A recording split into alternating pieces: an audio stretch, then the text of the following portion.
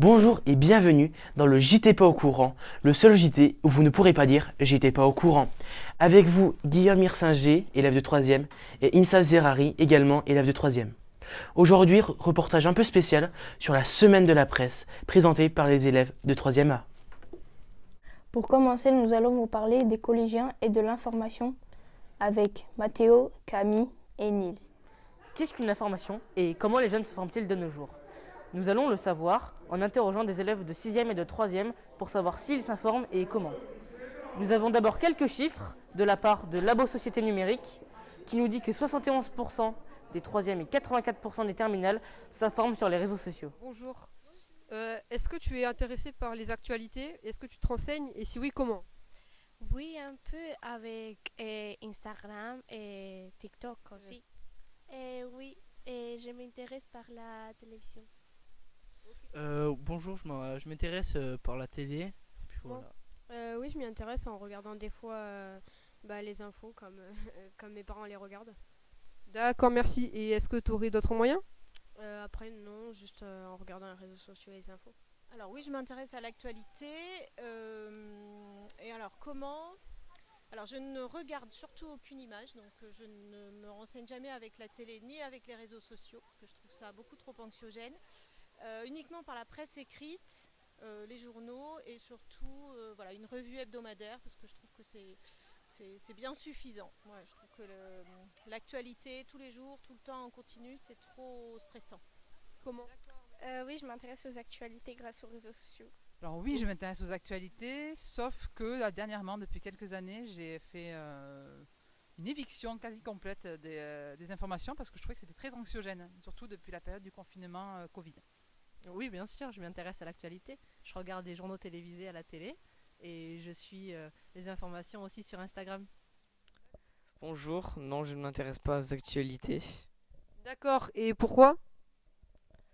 Pour l'instant, à mon âge, je trouve que c'est pas vraiment important et ça ne m'affectera pas. Je regarde un peu les actualités et je les regarde sur les réseaux sociaux. Sur ce graphique, nous pouvons observer qu'au moins 60% des gens se renseignent sur les réseaux sociaux. Une petite partie se renseigne sur le journal ou la télévision. Il y a aussi une petite part qui ne se renseigne même pas. Pour la conclusion, nous avons près de 75% des personnes, tout âge confondu, qui se renseignent sur les réseaux sociaux. Il y a aussi une part qui regarde par les journaux et par la télévision et une toute petite part qui ne regarde même pas. Et maintenant, nous allons vous parler des fake news qui peuvent exister sur les réseaux sociaux, présentés par Chelsea, Tabitha et Lou. Bonjour, aujourd'hui nous allons interroger des élèves et des adultes sur la dangerosité des réseaux sociaux et la désinformation. Savez-vous ce que c'est une fake news? C'est une information fausse. Ouais, diffusion de fausses informations. C'est des fausses informations qu'on dit sur nous. Une information que tu trouves mais qui ne dit pas la vérité. C'est une fausse information sur Internet, non? C'est une information diffusée dans le but de tromper ou de manipuler un public. Et savez-vous comment on en reconnaît une? Oui, il faut vérifier les sources. J'ai l'impression qu'une information n'est pas juste, j'essaie d'aller me renseigner sur différents médias, d'aller vérifier différentes sources. Quand j'écoute une information, j'écoute avec attention. Est-ce que tu suis une chaîne d'information sur les réseaux sociaux? L'équipe. C'est une chaîne d'information pour le sport. Alors, je suis abonné à un journal qui paraît en papier, un quotidien, et oui, j'aime les informations. Justement, de m'informer sur les réseaux sociaux, je préfère m'informer sur prendre des informations sur des journaux. Non. Si, à part le rugby. Je suis régulièrement la presse locale ou nationale, sans être vraiment abonné. Combien de réseaux sociaux as-tu? 5. Par exemple, Messenger, Facebook et voilà. Oui, j'ai Snapchat et TikTok. Non, deux. Facebook et WhatsApp, c'est tout. 7. Est-ce que tu penses que c'est dangereux pour nous d'avoir les réseaux? Ça dépend de la personne un peu. D'accord. Ouais, que parfois il y a de l'harcèlement. Alors, personnellement pour moi non, parce que j'ai le contrôle parental. Mais pour les personnes qui n'ont pas le contrôle parental, ça peut être assez dangereux, oui. Je pense que ça dépend de la maturité des... Pour démasquer une fake news, il faut observer les détails, comme le titre, la structure. C'est souvent accrocheur. Le titre est bien visible, il n'y a pas de date ou de lieu précis. Comment parler de la semaine de la presse sans parler de notre collège Pierre-Emmanuel qui le fait chaque année depuis plusieurs années. Un reportage de Jade, Indira et Mathias. Bonjour à tous, aujourd'hui, jeudi 21 mars, nous allons vous parler de la semaine consacrée à la presse au Collège Pierre-Emmanuel à Pau. Bonjour. Alors, qu'est-ce que vous faites aujourd'hui? Aujourd'hui, j'encadre des élèves pour la semaine de la presse. Comment vous vous y prenez? Eh bien, moi je travaille avec un groupe de 4e et on court de table en table pour aider les élèves qui en ont besoin, pour les aider à rédiger ou les aider à faire de la recherche, les aider à organiser leurs idées, leurs pensées. Et chaque classe travaille de quoi? Alors, les 6e, on a décidé qu'ils allaient travailler avec M. Soumireux sur le réchauffement climatique. Ils produisent des petites émissions de web radio. Les 5e vont travailler davantage sur la photo de presse, la photo de reportage avec un photographe professionnel. Les 4e, eux, ils travaillent autour des bandes dessinées dans le cadre du prix BD 64. C'est des BD qui parlent que du sport, parce que c'est l'année des JO. Et donc, chaque groupe fait une émission sur une BD. Et ensuite, il y a les 3e. Les 3e, eh bien, c'est vous faites de la web TV. Ok, merci. Et qu'est-ce que vous en pensez de ce projet? Je pense que c'est, comme tous les projets, c'est toujours très intéressant parce que ça met les élèves dans des positions un peu différentes. Vous voyez là, vous êtes en train de m'interviewer, vous avez préparé des questions et donc ça change un petit peu de ce que vous faites en classe. Vous vous déplacez, vous venez vous organiser et ça vous donne des compétences qui seront utilisées dans la vie de tous les jours probablement. Donc c'est très intéressant pour ça et surtout ça vous met en position de journaliste et donc peut-être que puisque vous êtes là producteur de médias, peut-être que quand vous allez regarder des médias, eh bien vous aurez peut-être un regard différent sur ce travail-là. Merci beaucoup pour votre participation. À bientôt.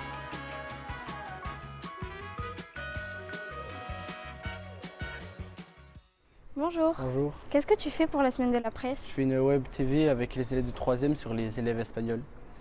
Qu'est-ce que tu en penses? Je pense que c'est bien pour faire découvrir à des nouveaux élèves espagnols qui peuvent venir en 6e, pour leur faire découvrir un peu le collège innovant, savoir ce qu'ils peuvent y faire, etc. Ça peut leur montrer un peu comment aussi s'adapter dans un collège français parce que c'est pas pareil qu'en Espagne. Merci pour ta participation.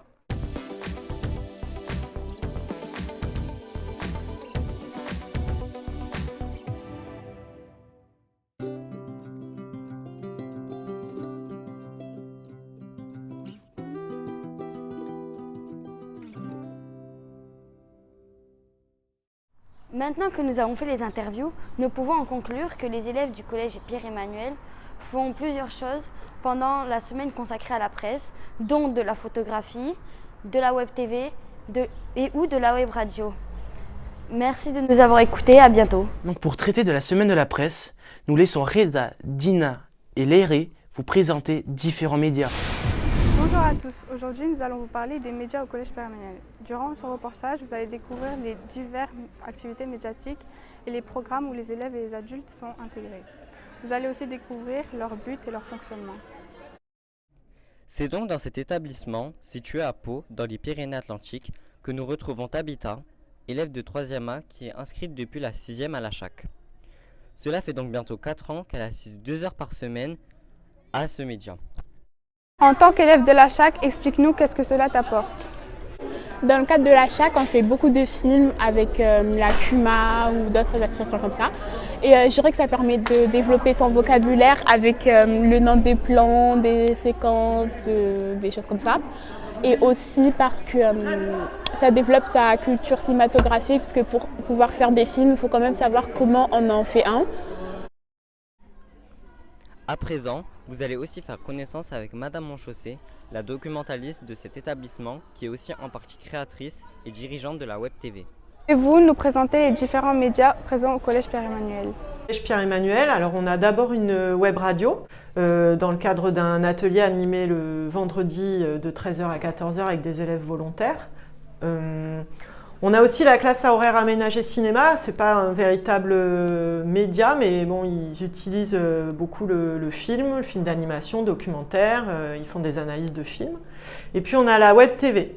La web TV, elle est proposée à des élèves de 4e et 3e le lundi de 15h à 17h. Donc dans cette web TV que j'anime avec ma collègue Madame Larieux, On propose aux élèves de trouver des reportages, de faire des recherches, d'écrire, de filmer, de faire le montage, et puis ensuite on publie les travaux sur le site du collège et la chaîne YouTube du collège.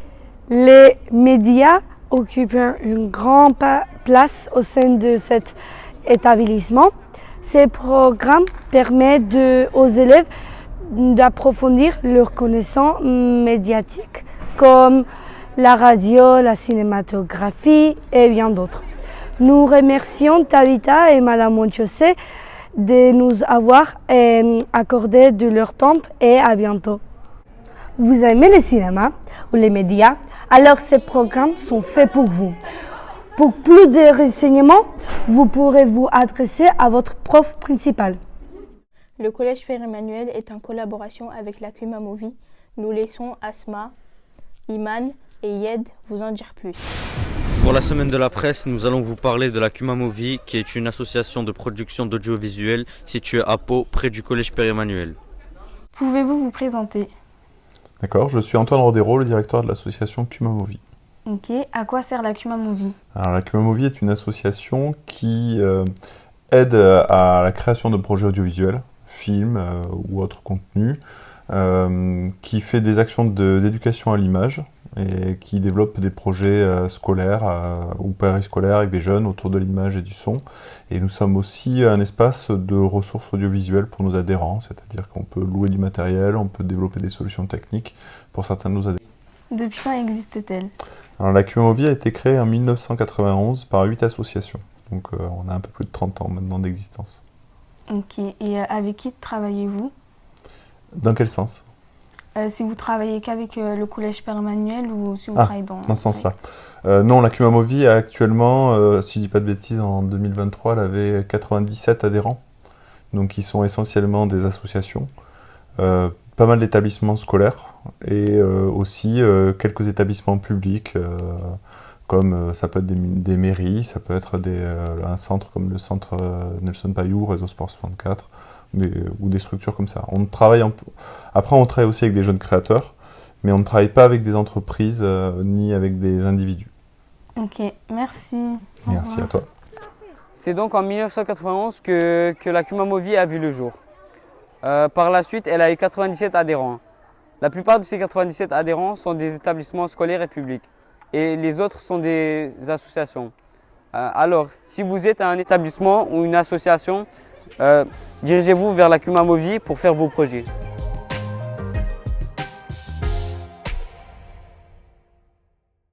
En France, il existe plusieurs studios, que ce soit de télévision ou de radio.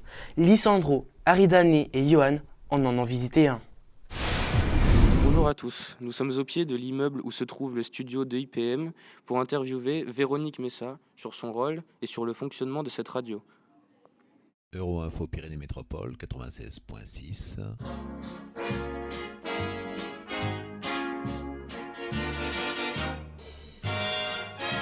De la musique et des flash infos. Bonjour Véronique. Alors aujourd'hui nous sommes à la radio EIPM à Pau et nous allons vous poser des questions sur ce que vous faites ici et votre rôle. Bien, je vous écoute. Bonjour jeune homme. Alors, quelles sont vos questions? Quel est votre rôle ici dans ce studio? Alors mon rôle, je suis directrice d'antenne ainsi que trésorière de l'association radio EIPM, Euroinfo Pyrénées Métropole. Directrice d'antenne, ça veut dire que je gère tout ce qui est programmation et également toutes les émissions proposées et réalisées par les bénévoles de l'association, ainsi que les interviews des journalistes, etc., etc. Et quelles personnes viennent enregistrer ici dans ce studio? Alors ici, ceux qui viennent enregistrer sont ou des bénévoles qui ont leur propre émission, ou les journalistes qui invitent des personnalités du monde du spectacle ou des personnes du monde économique de la vie paloise et qui réalisent des interviews pour informer les auditeurs de ce qui se passe à Pau. Que veulent dire les lettres EIPM? Alors, E, euro, I, info, P, Pyrénées, puisque nous sommes dans les Pyrénées, M, métropole. Sur EIPM, vous pourrez écouter de la musique 24 heures sur 24 sur la fréquence 96.6. Il y a surtout du jazz et du blues, mais aussi de la pop et du rock. Il y a aussi des émissions qui parlent de musique et d'informations culturelles. Ces émissions sont faites par des bénévoles ou des adhérents qui ne sont pas rémunérés et qui le font par passion. Je rappelle que vous pouvez écouter cette radio à la fréquence 96.6. Merci beaucoup pour votre attention et au revoir. Mais travailler au sein des médias, qu'est-ce que ça fait? Gabriel et Taha ont interviewé Nicolas Rançon, le rédacteur en chef de France 3 Pau-Aquitaine. Un reportage de Gabriel, Mano, Alaya, Zoubir, Taha et Mohamed. Bonjour, aujourd'hui nous allons interviewer Nicolas Rançon, un rédacteur en chef de France 3 Nouvelle-Aquitaine. Je vous souhaite un bon visionnage. Bonjour. Bonjour. Pouvez-vous vous présenter? Bonjour, donc je m'appelle Nicolas Rançon, je suis rédacteur en chef de France 3 Pau Sud-Aquitaine. Donc on est basé ici à Pau et on est responsable de la couverture de l'actualité locale et régionale ici à Pau, mais aussi sur tout le Béarn. Du coup, vous faites le métier de rédacteur en chef. Pouvez-vous nous présenter le métier? Alors, le métier de rédacteur en chef d'une locale de France 3, il consiste à être responsable de toute la couverture, tout le traitement de l'information pour France Télévisions sur le territoire qui, en l'état, donc le Béarn. Voilà. Ok. Quelles sont les études que vous avez faites pour faire rédacteur en chef et quelles sont les qualités requises? Alors, il n'y a pas de cursus particulier pour devenir rédacteur en chef. On devient rédacteur en chef au fur et à mesure, avec l'expérience, avec une envie ou pas d'ailleurs. Il y a des personnes qui ne souhaitent pas faire de l'encadrement, du management et d'équipe, qui souhaitent plutôt rester sur le terrain. Ouais. Donc bonjour. Bonjour Gabriel. Et j'avais une question du coup. Quelle est la différence entre France 3 Aquitaine et France 3 normale? Alors, c'est une très très bonne question. Le France 3 est une chaîne publique qui appartient au groupe de France Télévisions, dont une partie de la programmation est gérée par Paris. Ça peut être le sport, ça peut être les téléfilms, les émissions de divertissement, etc. Et j'ai vu vous avez amené des choses. Ouais, alors est-ce que vous pouvez nous en parler? Alors, c'est un peu dans le prolongement de ta question. On vit des choses assez uniques, exceptionnelles. Je vous ai parlé du foot, je vous ai parlé de l'actu. Là, je vous ai amené des petites pierres. Là. Ces petites pierres, c'est des pierres quand j'ai fait un reportage sur la restauration du Christ rédempteur de Rio. Vous savez, Rio, c'est connu, puis il y a un Christ qui surplombe la ville, qui a été offert en plus par la France. Et cette statue, elle prend la foudre, des éclairs de foudre, et ça casse les doigts, etc. Bon, j'ai fait des reportages, je suis monté au-dessus, en selfie, un peu comme... tu vis vraiment des choses assez exceptionnelles. Hein. Et donc, je vous ai ramené ces petites pierres de là-bas. Ça, okay. Qu'est-ce que c'est, ça? J'aurais dit un morceau de fer. Ouais. C'est léger, c'est lourd? C'est plutôt lourd. Ah, c'est plutôt lourd. Hein. Ouais. Qu'est-ce que t'en penses, Gabriel? Tu sais pas? Ça, j'étais en Géorgie. Ça, c'est un éclat d'obus russe. Alors, il y a toujours des conflits Ukraine, Russie, Gaza, Israël et tout. On entend parler de guerre en permanence. Ça, quand tu couvres des guerres et que tu vois ça sur le sol, eh ben, c'est qu'il y a eu un obus qui est tombé. Et quand on parle d'éclat d'obus, de mort par des éclats d'obus, c'est ça que c'est très coupant, c'est très pointu, c'est très lourd. Et c'est ça un éclat d'obus. Donc c'est ce qui englobe la bombe. Et quand ça pète, quand ça explose, ça devient extrêmement dangereux et coupant. Et ça, je vous ai ramené une douille aussi, ça c'était en Irak. Je suis allé, donc je vous ai parlé de ces expériences sur des théâtres de guerre. Et j'ai passé un mois. Et quand t'entends j'étais avec des militaires pour beaucoup, et donc parfois il y a des embuscades.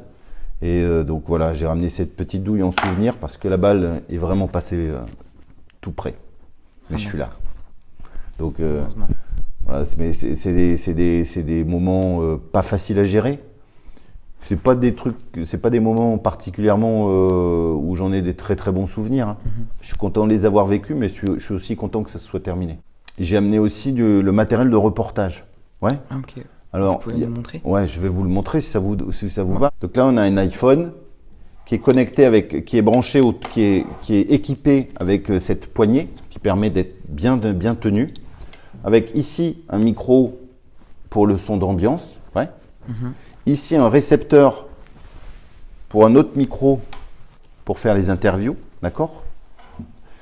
Là, vous avez, c'est bien fichu, hein. Vous avez une lampe, d'accord? Tac, pour faire les interviews, pour dégager. Ok, bah merci beaucoup. Ouais, super, merci. C'est la fin de ce reportage. Grâce à l'interview de Monsieur Rançon, nous avons pu apprendre un peu plus sur le métier de rédacteur en chef. Merci beaucoup, au revoir.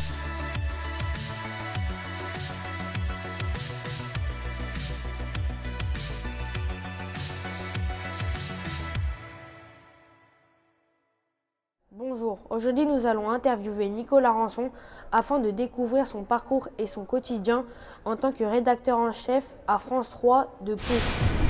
Bonjour. Bonjour. Pouvez-vous vous présenter? Bonjour, donc je m'appelle Nicolas Rançon, je suis rédacteur en chef de France 3 Pau Sud-Aquitaine. Donc on est basé ici à Pau et on est responsable de la couverture de l'actualité locale et régionale ici à Pau, mais aussi sur tout le Béarn. Donc bonjour. Bonjour Gabriel. Et j'avais une question du coup. Quelle est la différence entre France 3 Aquitaine et France 3 normale? Alors, c'est une très très bonne question. Le France 3 est une chaîne publique qui appartient au groupe de France Télévisions, dont une partie de la programmation est gérée par Paris. Dans la journée, vous avez des créneaux, vous avez des plages horaires qui sont réservées à l'actualité régionale et qui sont à la main, c'est-à-dire chaque région de France 3 va gérer sa propre antenne, d'accord? Donc nous, ici à Pau, on dépend de Bordeaux. Et en dessous de France 3 Aquitaine, il y a des locales. Les locales, c'est des plus petites équipes. Dans les grands centres, il y a à peu près 150 personnes. Dans les locales, une dizaine de personnes pour couvrir l'actualité locale. On ne traite pas seulement l'actualité pour les téléspectateurs d'ici. Typiquement, aujourd'hui, les forces de l'ordre ont délogé les agriculteurs qui se situaient devant le centre technique et scientifique de Total. Cette actualité, à midi, elle sera sur France 3 Aquitaine, au niveau régional. Parce que ce matin, je suis allé faire des images avec mon téléphone, etc. Et on fait ce matin un reportage pour midi, mais aussi pour ce soir. Je vous ai amené des petits souvenirs de reportage, en fait. Là, je vous ai amené des petites pierres, là. Ces petites pierres, c'est des pierres quand j'ai fait un reportage sur la restauration du Christ rédempteur de Rio. Vous savez, Rio, c'est connu, puis il y a un Christ qui surplombe la ville, qui a été offert en plus par la France. Et cette statue, elle prend la foudre, des éclairs de foudre, et ça casse les doigts, etc. Bon, j'ai fait des reportages, je suis monté au-dessus, en selfie, un peu comme... tu vis vraiment des choses assez exceptionnelles. Hein. Et donc, je vous ai ramené ces petites pierres de là-bas. Ça, okay. Qu'est-ce que c'est, ça? J'aurais dit un morceau de fer. Ouais. C'est léger, c'est lourd. C'est plutôt lourd. Ah, c'est plutôt lourd. Hein. Ouais. Qu'est-ce que t'en penses, Gabriel? Tu sais pas? Ça, j'étais en Géorgie. Ça, c'est un éclat d'obus russe. Et ça, je vous ai ramené une douille aussi. Ça, c'était en Irak. Je suis allé, donc je vous ai parlé de ces expériences sur des théâtres de guerre. Et j'ai passé un mois. Et quand t'entends, j'étais avec des militaires pour beaucoup, et donc parfois il y a des embuscades. Et donc voilà, j'ai ramené cette petite douille en souvenir parce que la balle est vraiment passée tout près. J'ai amené aussi le matériel de reportage. Ouais. Ok. Alors, vous pouvez me montrer? Ouais, je vais vous le montrer si ça vous va. La spécificité cette année. L'année dernière, j'étais venu avec une caméra. D'accord? Donc d'habitude, on a une caméra qui est à peu près cette taille. Avant, c'était très gros. Alors avant, ça faisait la taille d'un camion hein, pour capter il y avait beaucoup de gens, il y avait besoin de beaucoup de monde. Et puis petit à petit, on va vers la réduction de la taille de l'électronique et tout ça. Là, je vous ai amené ça. Ok. Alors ça, c'est quoi? Eh bien, là, on a un iPhone, ici, là. Je vous le déploie tout. Hop. On a un iPhone, qui est un bon iPhone, hein. Ça doit être un 13, je pense, tu vois. Ok. Donc là, on a un iPhone qui est connecté qui est branché, qui est équipé avec cette poignée, qui permet d'être bien tenu. Avec ici, un micro pour le son d'ambiance, ouais. Ici, un récepteur pour un autre micro pour faire les interviews, d'accord? Là, c'est bien fichu, hein. Vous avez une lampe, d'accord? Tac, pour faire les interviews, pour dégager, ok? Et en fait, ça fait maintenant partie des équipements que les journalistes de ma rédaction peuvent utiliser. Ok, bah merci pour avoir répondu à nos questions. Est-ce qu'il y a d'autres questions en plus? Non. Non? Pas pour moi. Tara, non? Pas spécial. Non? Non. Ok, bah merci beaucoup du coup. Bah, c'est avec plaisir. Ouf. Ouais, super, merci. Au revoir.